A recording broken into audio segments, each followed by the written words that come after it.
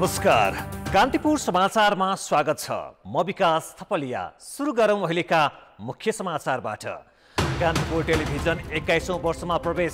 सत्य तथ्य समाचार र मनोरञ्जनात्मक कार्यक्रम प्राथमिकतामा, जनसरोकार, सुशासन र खबरदारीमा प्रतिबद्ध। लम्पी सिनको रोकथामका विषयमा सदनलाई जानकारी दिन सरकारलाई सभामुखको रुलिङ। मिटर ब्याज सम्बन्धी विधेयकलाई सदनको कार्यसूचीमा नराखिएको प्रति सांसदहरूको विरोध। प्रधानमन्त्रीलाई पानी छ्यापेको विषयलाई लिएर कोसोभोको संसदमा हानाहान। उत्तरी क्षेत्रमा सरकारले अपनाउँदै आएको नीतिबारे विपक्षी दलको आपत्ति। र SSC men's emerging teams Asia कपको पहिलो खेलमा नेपाल पराजित, पाकिस्तान 4 विकेटले विजयी।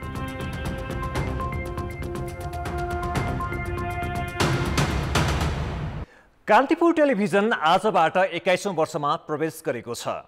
20 वर्ष अघि 2060 साल असार 29 गते प्रसारण सुरु गरेको कान्तिपुर टेलिभिजनले स्थापनाकालदेखि नै सत्य, तथ्य, निष्पक्ष र जिम्मेवार पत्रकारितालाई आत्मसात गर्दै आएको छ। सत्य तथ्य समाचार तथा मनोरञ्जनात्मक कार्यक्रम प्रसारण गर्दै आएको कान्तिपुर टेलिभिजनले आम जनताका सरोकारलाई केन्द्रमा राखेर तिनै तहका सरकारलाई खबरदारीसहित जवाफदेही बनाउने विषयलाई प्राथमिकतामा राखेको छ। कान्तिपुर टेलिभिजन सुरुवात गर्दै गर्दा देश सशस्त्र द्वन्द्वमा थियो, तर कसैको प्रभाव र दबावमा नपरी सही र सत्य समाचार सम्प्रेषण गर्न सधैँ प्रतिबद्ध रह्यो।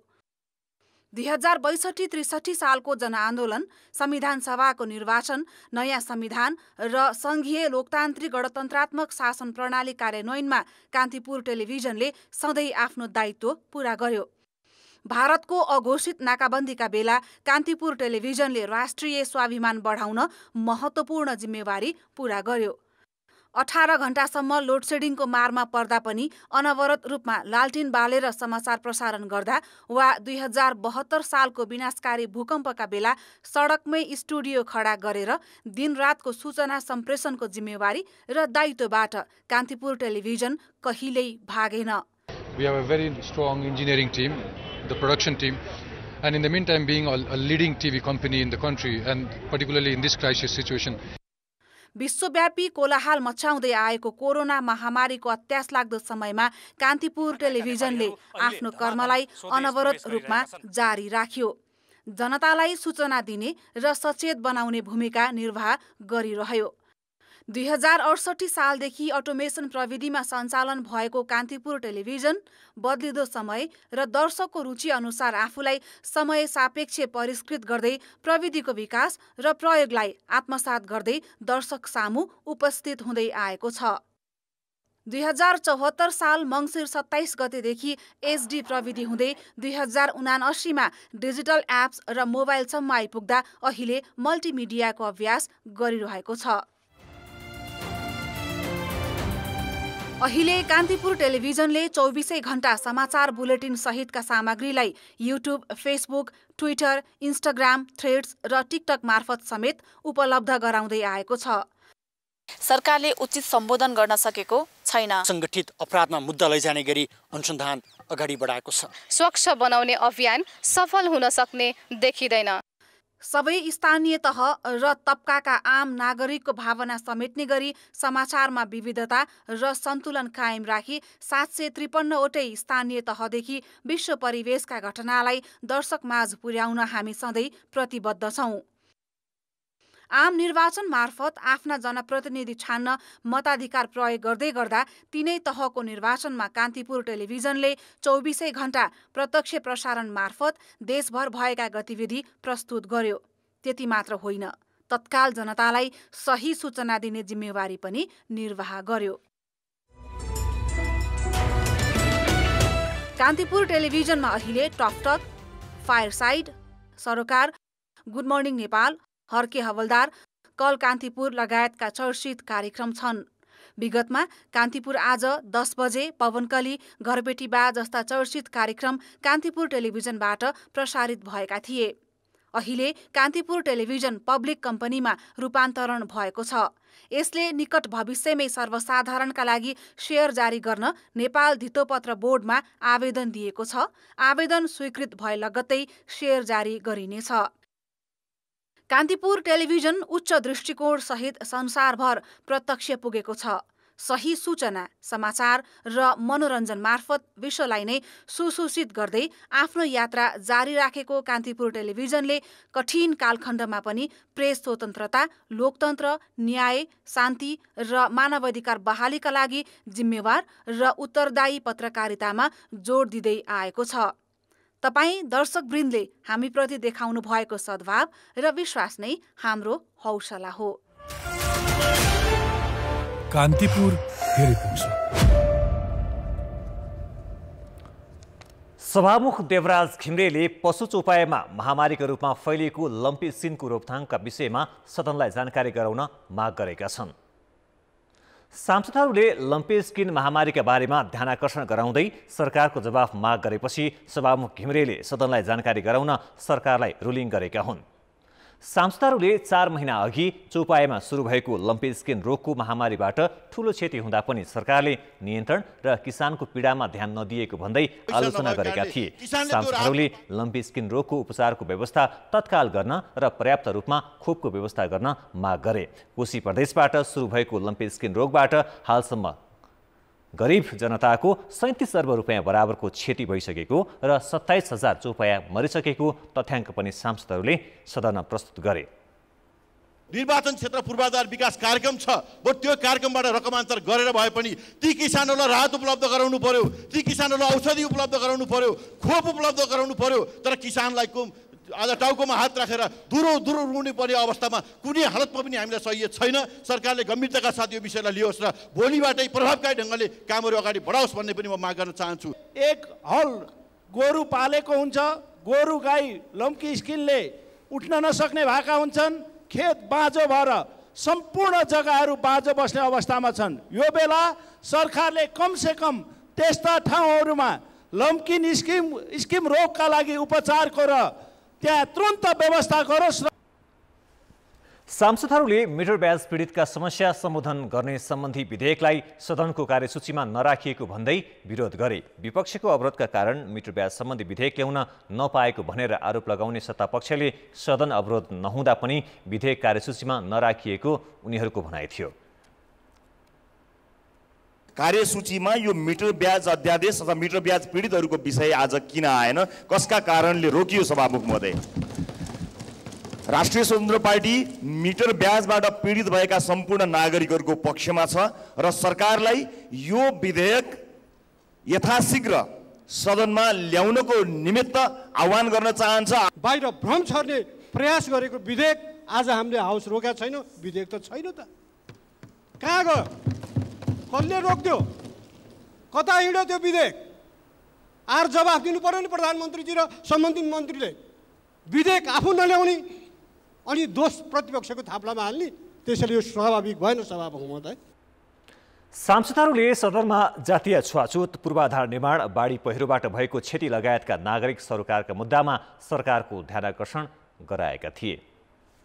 अर्थमन्त्री प्रकाश शरण महतले ऋणलाई उत्पादनशील क्षेत्रमा लगानी गर्नुपर्ने कुरामा सरकार सचेत रहेको बताएका छन्। राष्ट्रिय सभा बैठकमा राष्ट्र ऋण उठाउने विधेयकको दफावार छलफलका क्रममा उठेको प्रश्नको जवाफ दिँदै अर्थमन्त्री महतले ऋणलाई उत्पादनशील क्षेत्रमा लगानी गर्नुपर्नेमा सरकार सचेत रहेको बताएका हुन्। ऋण लिएर कहाँ खर्च गर्ने र प्रतिफल कसरी सुनिश्चित गर्ने भन्नेमा सरकार गम्भीर रहेको उनको भनाइ छ। उनले आवश्यकताका आधारमा ऋण लिनुपर्ने बताए। हामीले जुन ऋण उठाइराखेका छौँ त्यो हाम्रो आवश्यकता अनुसार उठाउनुपर्छ। हाम्रो आवश्यकता के छ, कुन क्षेत्रमा सबभन्दा ज्यादा प्रभाव पर्छ, यसले चाहिँ उत्पादन वृद्धि, पुँजी निर्माणमा कति सघाउँछ भनेर नै हामीले ऋण लिनुपर्छ। मन्त्री महतले अर्थतन्त्र चलायमान भइरहेको र सकारात्मकतातर्फ अगाडि बढेको बताए। मूल्यवृद्धि पनि विगतको भन्दा घटेको र करको दायरा फराकिलो पारिएकाले राजस्व बढ्ने विश्वास उनले व्यक्त गरे। राष्ट्रिय सभा बैठकले आर्थिक विधेयक 2080 र राष्ट्र ऋण उठाउने विधेयक 2080 बहुमतले पारित गरी प्रतिनिधि सभामा फिर्ता पठाएको छ। राष्ट्रिय सभाको अर्को बैठक साउन 1 गते बस्ने गरी बोलाइएको छ। अमेरिकी सहायक विदेश मन्त्री डोनाल्ड लू आज नेपाल आइपुगेका छन्। दक्षिण तथा मध्य एसिया हेर्ने अमेरिकी सहायक विदेश मन्त्री लू एक दिने भ्रमणका क्रममा आज अपराह्न काठमाडौँ आइपुगेका हुन्। उनले प्रधानमन्त्री र परराष्ट्र मन्त्री सहित राजनीतिक दलका नेताहरूलाई भेट्ने कार्यक्रम रहेको काठमाडौँ स्थित अमेरिकी दूतावासले जनाएको छ। प्रधानमन्त्री पुष्पकमल दाहाल पत्नी वियोगको शोकमा रहेकाले औपचारिक भेटघाट नभए पनि समवेदना दिने र अनौपचारिक भेटघाट गर्ने प्रधानमन्त्रीको सचिवालयले जनाएको छ। यसैगरी सहायक विदेश मन्त्री लूले परराष्ट्र मन्त्री एनपी साउदसँग पनि आजै भेटघाट गर्नेछन्। काठमाडौँ स्थित अमेरिकी दूतावासका अनुसार विदेश मन्त्री लूले अमेरिकन चेम्बर अफ कमर्सका प्रतिनिधिसँग छलफल गर्नेछन्। नेपाली साहित्यका आदिकवि भानुभक्त आचार्यको 210औं जन्मजयन्ती आज देश र विदेशका विभिन्न स्थानमा विविध कार्यक्रमको आयोजना गरी मनाइएको छ। काठमाडौँ उपत्यका सहित देशका विभिन्न क्षेत्रमा आदिकवि भानुभक्तको सम्झनामा माल्यार्पण तथा कविता सहितका रचना वाचन गरियो। प्रज्ञा प्रतिष्ठान र भानु प्रतिष्ठानको आयोजनामा काठमाडौँमा नेपाली सेनाको विशेष टोलीको बाजा गाजा सहित रथयात्रा निकालिएको थियो। रामायणको माध्यमले सबै जात जातिलाई भाषा, धर्म, संस्कृति, परम्पराको एउटा साझा समष्टि जातित्वको भावना त्यसले नेपाली समुदायमा विस्तार गर्यो। त्यसै कारण आज हामी नेपाली भाषाको सम्वर्धनका निम्ति, नेपाली जातित्वको एकताका निम्ति, नेपाली राष्ट्र, राष्ट्रियता र नेपाली महाजातिको विश्वभरको आन्तरिक सम्बन्धका निम्ति भानुभक्तलाई सम्झन्छौँ। कार्यक्रममा उपप्रधानमन्त्री नारायण काजी श्रेष्ठ, पर्यटन मन्त्री सुदन किराँती, साहित्यकार र सर्वसाधारणले भानुको शालिगमा माल्यार्पण गरेका थिए। त्यस अवसरमा साहित्यकार डाक्टर राजेन्द्र विमललाई भानु सम्मान प्रदान गरियो। तनहुँको चुम्दी रङ्घामा 1871 असार 29 गते जन्मिएका भानुभक्त आचार्यलाई नेपाली भाषा र संस्कृतिका प्रणेता मानिन्छ। उनको रामायण, वधु शिक्षा, प्रश्नोत्तर लगायतका चर्चित र शिक्षामूलक कृति प्रकाशित भएका छन्। भारतका दार्जिलिङ र सिक्किममा पनि भानु जयन्तीलाई विशेष महत्त्वका साथ मनाउने गरिन्छ। नेपाल निर्माण व्यवसायी महासङ्घले अधुरा रहेका सबै आयोजनाको म्याद प्रचलित कानुनअनुसार थप्न माग गरेको छ। सरकारद्वारा असार 21मा राजपत्रमा प्रकाशित म्याद थप सम्बन्धी सूचनाले निर्माण उद्योग थप अस्थिर हुने भन्दै आज माइतीघरमा आन्दोलन गरेका हुन्। सरकारले अतिरिक्त दायित्व नलाग्ने भए त्यस्ता आयोजनाको म्याद थप्न सकिने भन्दै निवेदन दिन सूचना जारी गरेको थियो। निर्माण व्यवसायीका अनुसार गत वर्ष 2 महिनासम्म क्रसर उद्योग बन्द हुँदा देशभर सञ्चालित 2500 त्यस्ता आयोजनाको काम सकिएको छैन। व्यवसायीहरूले 50 अर्ब रुपियाँ भन्दा बढी रकम लिन बाँकी रहेको दावी गरेका छन्।